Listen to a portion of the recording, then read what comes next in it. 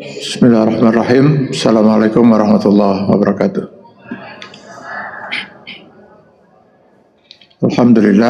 Alhamdulillahillazi khalaqa fasawwa wallazi qaddara fahada wallazi khalaqa az-zawjaini az-zakara wal unsa. Wa min ayatihi an khalaqa lakum min anfusikum azwaja litaskunu ilaiha wa ja'ala bainakum mawaddatan wa rahmah. Asyhadu an la ilaha illallah wahdahu la syarika lahu wa asyhadu anna Muhammadan abduhu wa rasuluh. Allahumma shalli wa sallim ala rasulina al-karim Muhammad sallallahu alaihi wasallam wa ala alihi wa ashabihi wa man tabi'ahu bi ihsanin ila yaumiddin, amma ba'du. Bapak-bapak dan ibu-ibu hadirin jamaah kuliah duha Masjid Istiqomah rahimakumullah.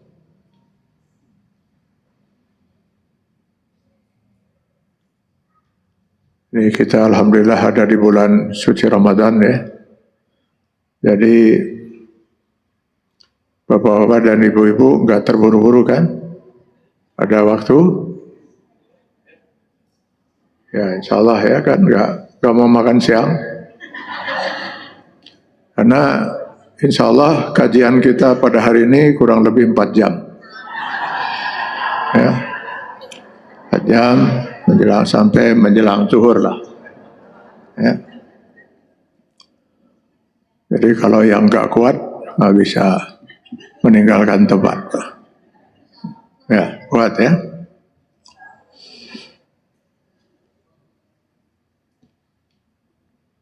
Di akhirat nanti Allah Subhanahu wa taala ternyata hanya menyediakan 2 tempat. Surga dan neraka. Bapak Ibu rencananya mau kemana? Ya, memang rada aneh juga kalau harus ditanyakan itu, ada pasti jawabannya itu.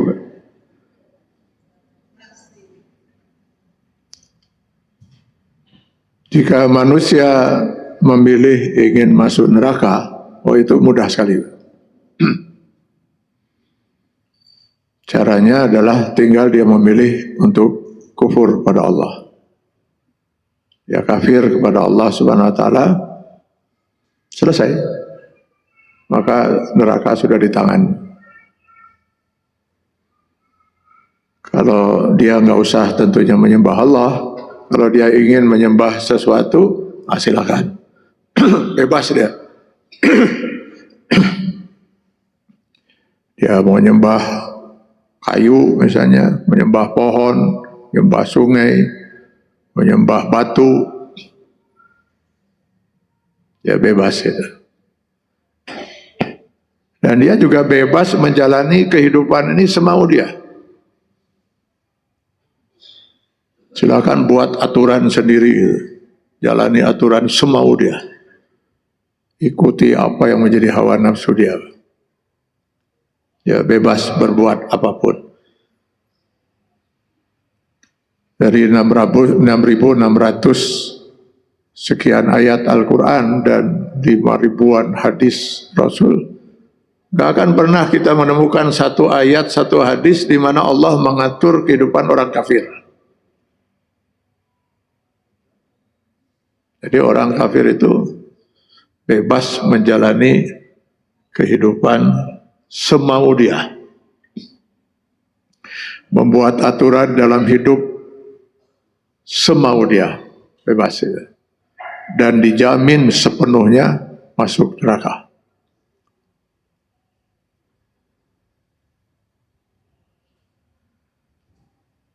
Jangan peduli dengan hukum Allah ya, kalau kafir itu ya.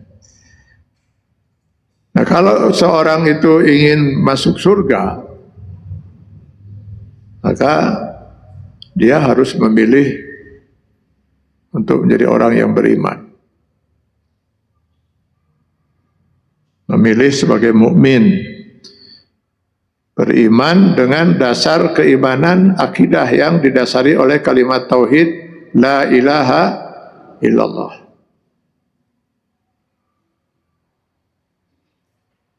La ilaha illallah ini adalah tiket utama untuk seseorang bisa memasuki surga Allah Subhanahu wa taala. Kalau dia bisa memilih la ilaha illallah dan bisa mempertahankan prinsip itu sampai akhir hayatnya.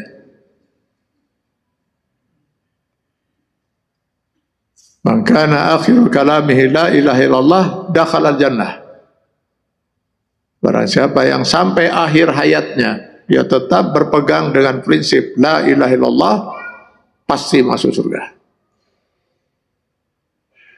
Sebaliknya mereka yang mati tidak dalam akidah yang benar, yang didasari oleh kalimat tauhid la ilaha illallah, maka tidak ada ruang baginya sedetik pun untuk masuk surga.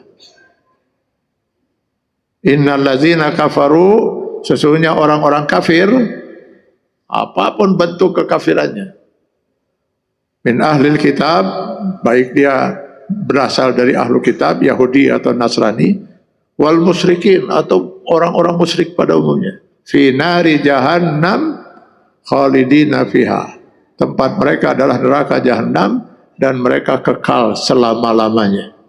Tidak ada sedetik pun bisa masuk surga. Kenapa? Ya tiket utama untuk masuk surga itu ya la ilaha illallah itu. Al-Bayyinah itu ya, ayat 6. Nah, pertanyaan yang kemudian muncul adalah, apakah benar hanya dengan la ilaha illallah seorang pasti masuk surga? Ya pasti benar. Loh, yang menyatakan ini Rasulullah SAW. Dan Rasulullah SAW dalam urusan agama, la yantiqu anil hawa in huwa illa wahyu yuha. Rasulullah tidak akan pernah menyatakan sesuatu dalam urusan agama kecuali berdasarkan wahyu dari Allah. An-Najm ayat 3. Tentu saja jika seseorang betul-betul memahami makna yang terkandung di balik kalimat tauhid ini dan melaksanakan prinsip yang ada dalam kalimat tauhid ini.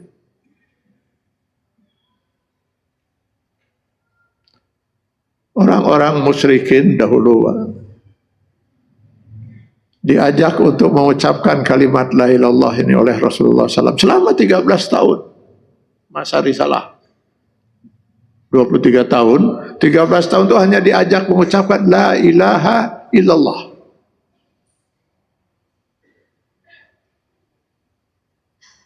Mereka lebih memilih berperang dengan Rasulullah, bahkan berencana untuk membunuh Rasulullah, daripada mereka harus mengucapkan kalimat la ilaha illallah. Padahal mereka adalah orang-orang Arab. Artinya lidah mereka pasti tidak berat untuk mengucapkan la ilaha illallah. Kita saja yang bukan orang Arab kan mudah mengucapkan itu. Kenapa mereka tidak mau?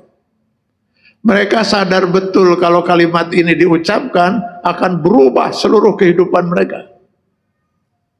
Dengan la ilaha illallah, maka semua Tuhan yang mereka sembah selama ini dalam bentuk berhala, ada 360-an berhala di sekitar Ka'bah itu harus mereka hancurkan. Dan mereka ganti dengan keyakinan hanya kepada Allah.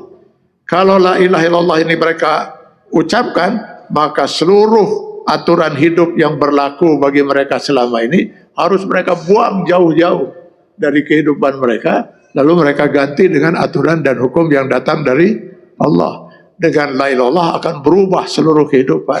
Itu yang beratnya mereka mau mengikuti ajakan Rasul untuk menyatakan la ilaha illallah ini. Karena la ilaha illallah ini paling tidak mengandung 3. Mengesahkan Allah dari segi zat, mengesahkan Allah dari segi sifat-sifatnya, dan yang ketiga mengesahkan Allah dari segi aturan dan hukum-hukumnya.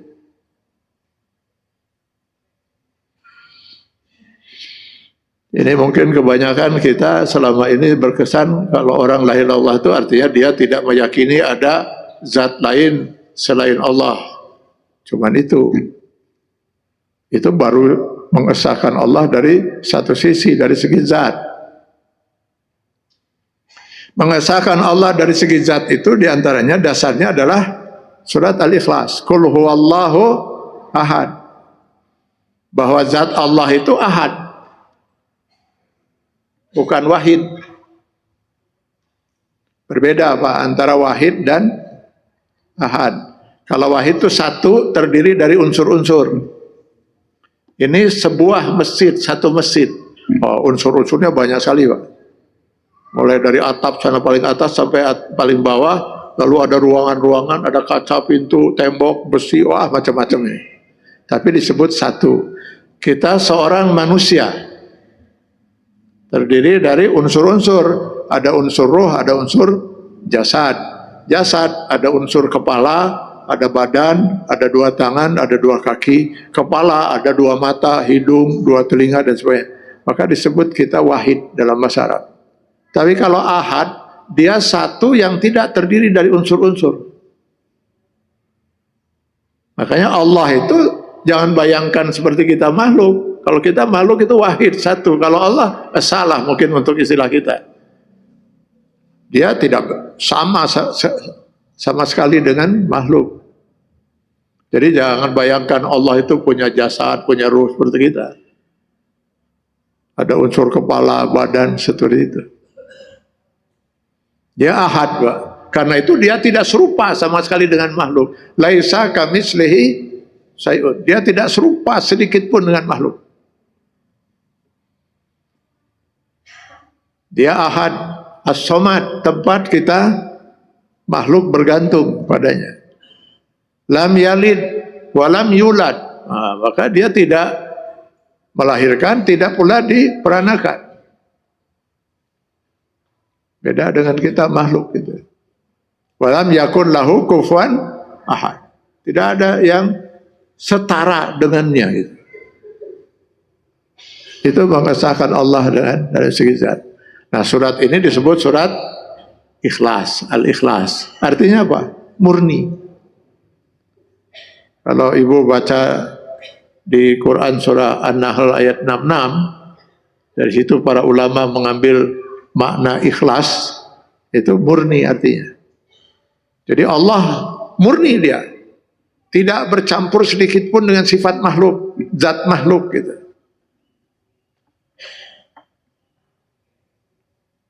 Karena itu dalam kita mengabdikan diri kepada Allah harus murni untuk Allah. Wa ma umiru illa liya'budullaha mukhlishina lahuddin. Al-Baqarah ayat 5. Manusia tidak diperintahkan oleh Allah kecuali semata-mata mengabdikan diri kepada Allah Subhanahu wa taala.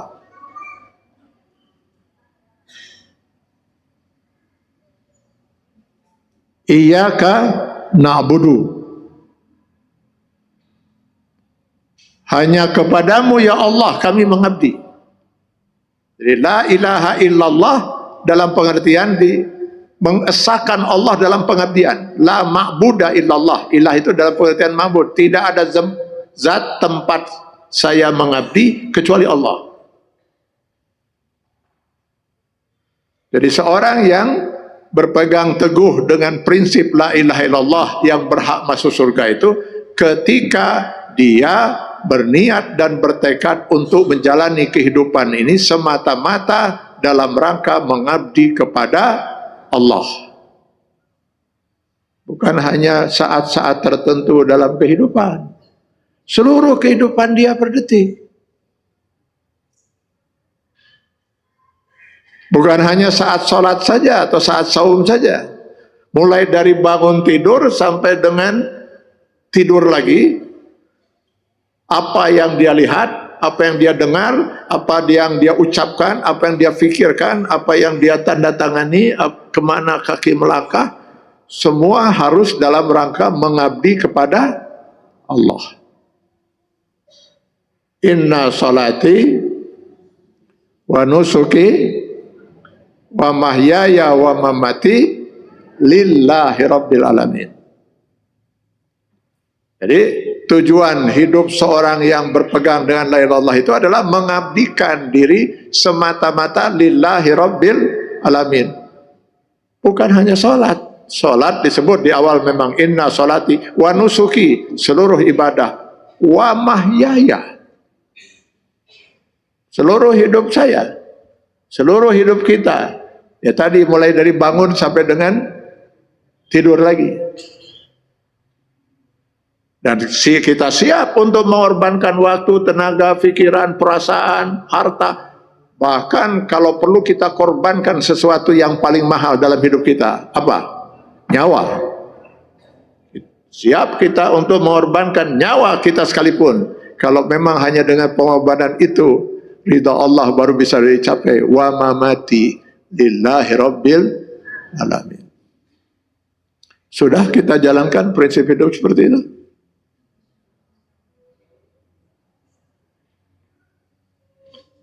Ya, itulah la ilaha illallah dalam pengertian pertama. Jadi pantas kalau Rasulullah menjamin barang siapa yang mati dalam keadaan la ilaha illallah pasti masuk surga. Kalau dia menjalankan prinsip la ilaha illallah seperti itu. Mari kita lihat Al-An'am 162 itu. Inna salati, sesungguhnya salatku lillahi rabbil alamin, tidak? Insyaallah. Saum kita yang kita laksanakan lillahi rabbil alamin atau tidak? Insyaallah. Wa mahyaya, hidup kita lillahi rabbil alamin. Kenapa ngangguknya rada?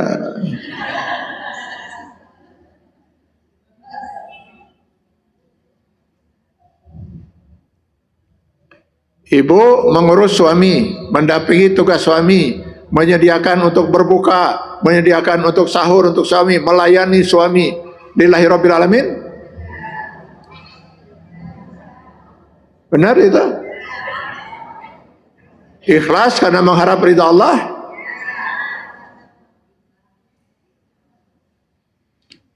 Lalu ketika suami berbuka terus kelihatan cengar-cengir gitu. Ditanya, kenapa? Ini sayur apa, kata suami. Apa rasanya ini sayur? Seumur hidup belum pernah saya makan sayur seburuk ini. Ibu kecewa tidak? Kecewa. Berarti tidak lillahi rabbil alamin.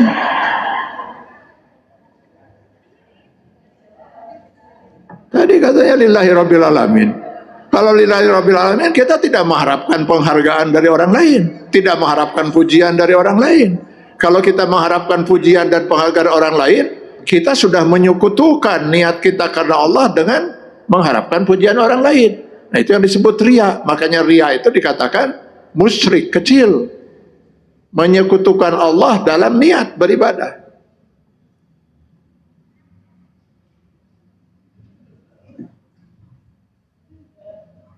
Nah, sekarang bakti ibu sebagai istri kepada suami ibadah tidak? Belum tentu.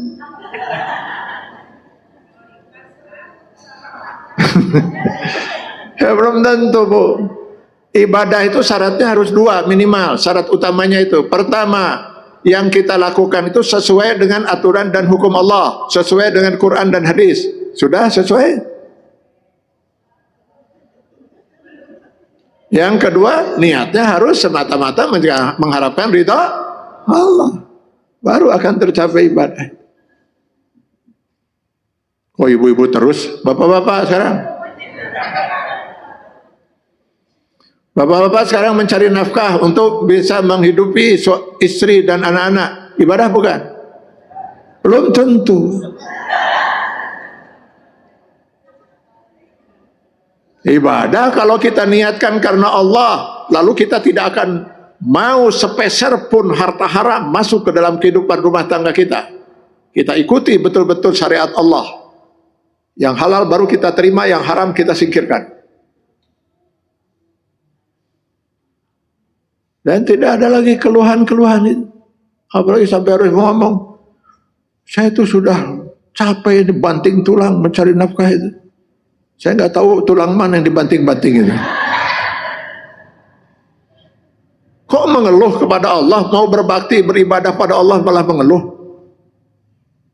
Harus kita ikhlas karena Allah Subhanahu wa taala.